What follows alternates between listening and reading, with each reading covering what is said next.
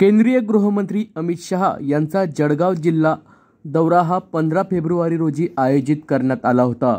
मात्र काही तांत्रिक कारणास्तव हा दौरा रद्द करण्यात आल्याची माहिती खासदार उन्मेष पाटील यांनी या प्रसंगी दिली आहे।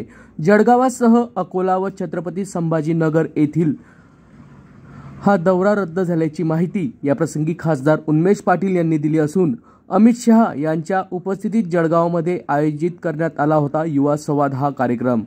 अमित शहा यांची पुढील तारीख घेऊन जळगावमध्ये लवकरच युवा संवाद हा कार्यक्रम आयोजित करण्यात येणार असल्याची माहिती भाजपा पदाधिकाऱ्यांनी यावेळी दिली आहे। केंद्रीय गृहमंत्री यांचा 15 फेब्रुवारीचा दौरा हा मात्र रद्द करण्यात आला आहे। या संदर्भात खासदार उन्मेष पाटील नेमकं काय बोलले आहेत ते जाणून घेऊयात।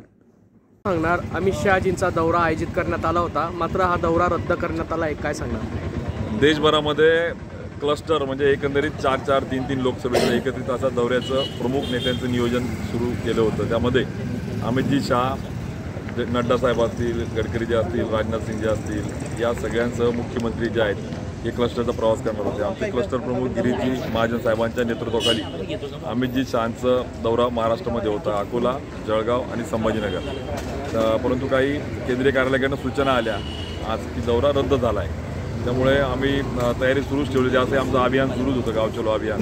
फक्त अभियानात आम्ही संवाद आणि त्याऐवजी युवा संमेलनाच्या त्या ठिकाणी काम करत होतो। त्यामुळे आता तात्काळ वरून सूचना आल्यानुसार आम्ही तयारी थांबवली आणि आमचं अभियान सुरू केलं। पण उद्याचा कार्यक्रम तो आहे युवकांचा? नाही, संमेलन होणार नाही।